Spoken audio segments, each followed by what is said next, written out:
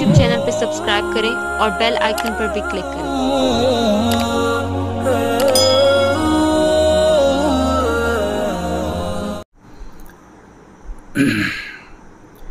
الحمد لله رب العالمين والصلاة والسلام على رسوله الأمين فقد قال الله عز وجل في القرآن المجيد والفرقان الحميد بعد أعوذ بالله من الشيطان الرجيم بسم الله الرحمن الرحيم ألف لام ميم ذلك الكتاب لا ريب فيه هدى للمتقين الذين يؤمنون بالغيب ويقيمون الصلاة ومما رزقناهم ينفقون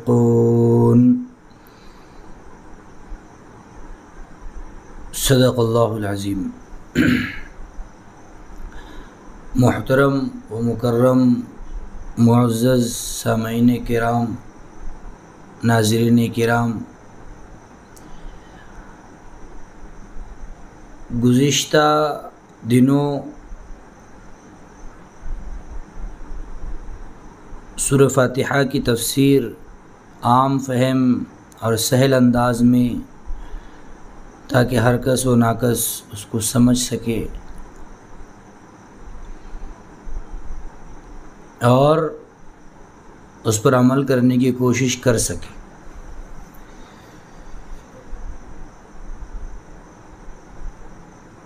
اب انشاءاللہ سورہ بقرہ کی تفسیر شروع ہوں گی۔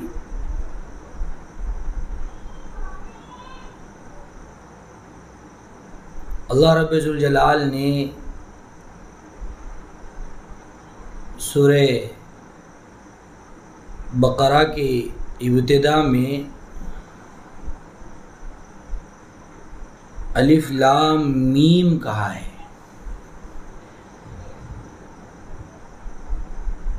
الف لام میم اور ایسے ہی الف لام را، جتنے بھی ایسے حروف ہیں جو سورتوں کے شروع میں آتے ہیں، لگ بھگ 29 سورتوں کے شروع میں یہ حروف آتے ہیں۔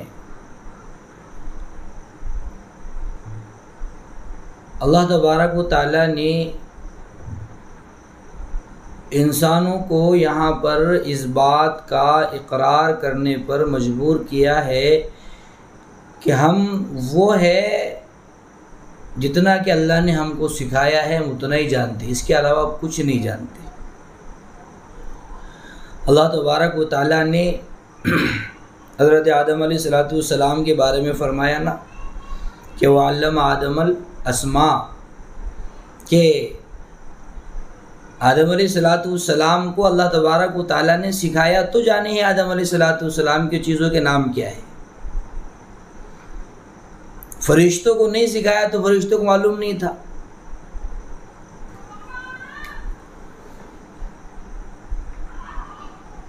دو چیزیں ہیں، فرشتے اور انسان۔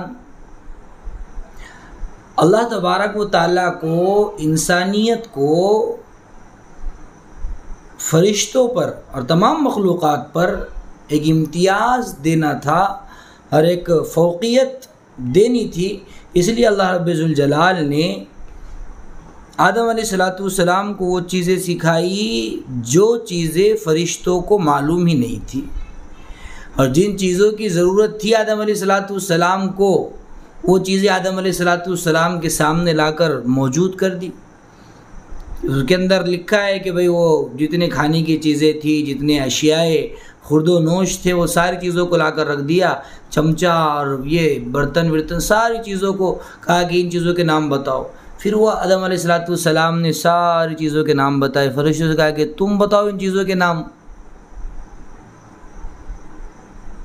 فرشتے بیچارے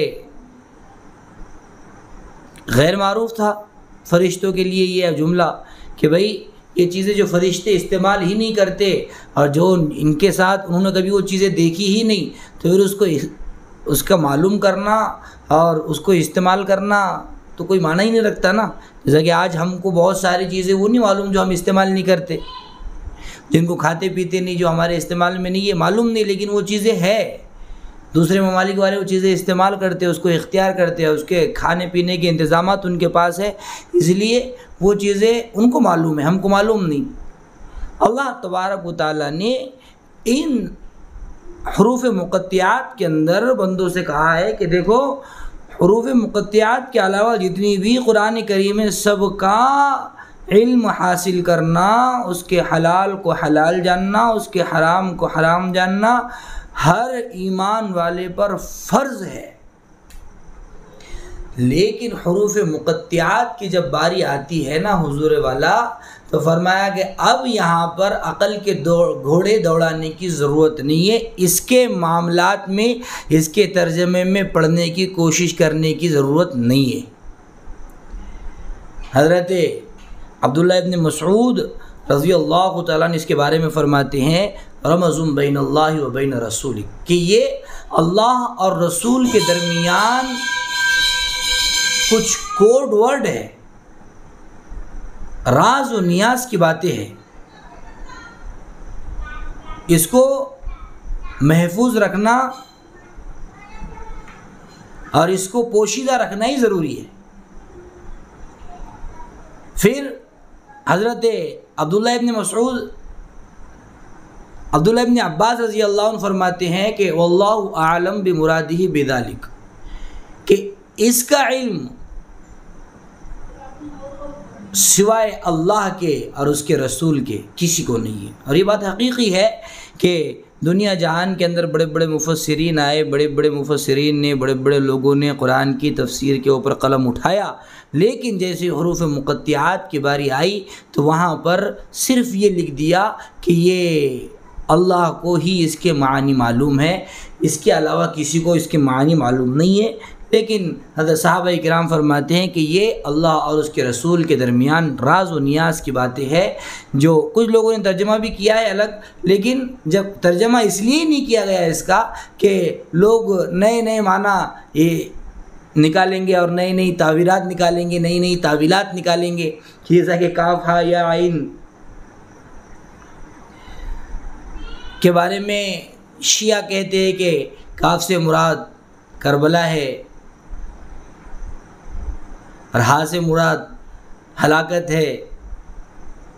یہ ساری چیزیں، وہ یزید، یا سے مراد یزید ہے، یہ ساری چیزیں بیان کرتے ہیں۔ اس کے اندر ہم کو پڑھنے کی ضرورت نہیں ہے، صرف یہ جاننا ضروری ہے ہمارے لیے کہ یہ حروف مقطعات اللہ اور اس کے رسول کے درمیان راز ہے، جو راز اگر راز ہی رہے تو بہتر ہے، راز اگر کھل جائے تو پھر وہ راز نہیں رہتا، راز و نیاز کی باتیں ہیں، وہ اللہ اور اللہ کے رسول کے درمیان ہی پوشیدہ بہتر ہے۔ اس کے معنی اور مطالب جاننے میں، پڑھنے میں کوشش کرنا یہ ہم کو زیب نہیں دیتا۔ اللہ تبارک و تعالیٰ ہو سکتا ہے کہ ہمارا یہاں امتحان بھی لیتے ہو کہ میرے بندوں کو میں نے کہا ہے کہ جو معلوم کرنا ہے اس کو معلوم کرو، اور جس کے بارے میں زبان کھولنی نہیں ہے اس کے بارے میں کھولو ہی مت،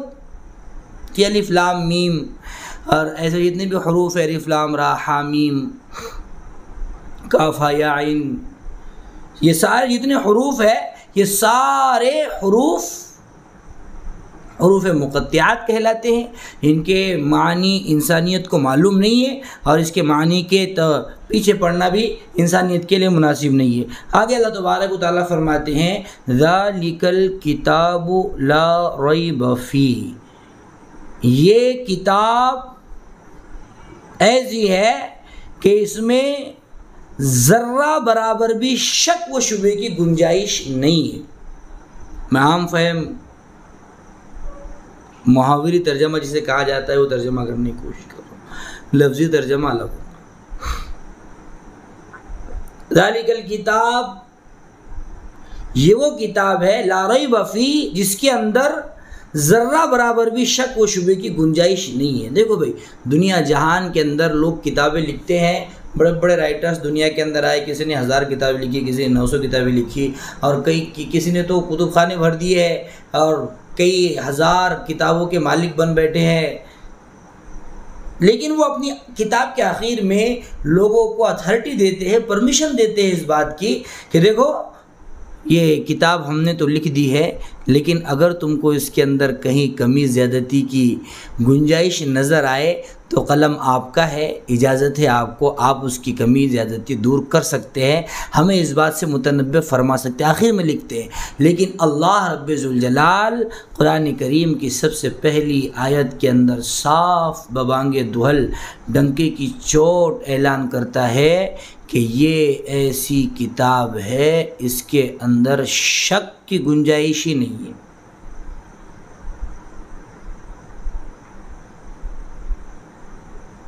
اس کے اندر ذرہ برابر بھی شک کی گنجائش ہے ہی نہیں، سوچا بھی نہیں جا سکتا اس کی شک و شبہ کے بارے میں۔ بالکل جو چیزیں انسانیت کے لیے ضروری تھی، جو چیزیں انسانیت کے لیے اہم تھی، ان تمام چیزوں کو ہم نے اس کتاب کے اندر محفوظ کر دیا ہے۔ اب اس کتاب کے تراجم میں، اس کتاب کے معانی اور مفاہیم میں، اور اس کتاب کے الفاظ کے اندر رد و بدل کرنے کی کسی کو بھی اجازت نہیں ہے۔ کوئی کتنا ہی چیخے، کتنا ہی چلائے کہ بھائی مجھے تو یہ کتاب کے اندر یہ حکم صحیح نظر نہیں آتا، کوئی طلاق کے اوپر کتنا ہی بھوکے، کوئی حلالے کے اوپر کتنا ہی بھوکے،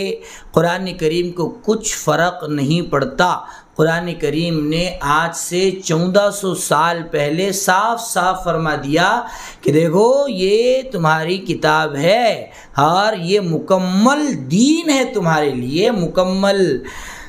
اسلام ہے، شریعت ہے، اس کے اندر ذرہ برابر بھی کسی شک و شبے کی گنجائش نہیں ہے۔ جو چیزیں رہتی دنیا تک انسانیت کے لیے ضروری تھی وہ ساری چیزیں قرآن کے اندر آ چکی ہے۔ جن چیزوں سے قیامت تک انسانوں کو بچنا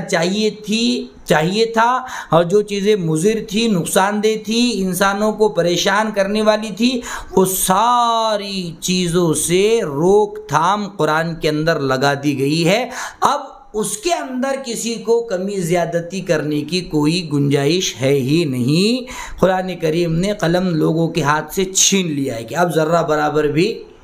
کیونکہ کلام خالق کا ہے، مخلوق کا ہوتا تو اس کے اندر شک و شبہ کی گنجائش ہوتی۔ مخلوق کو پیدا کرنے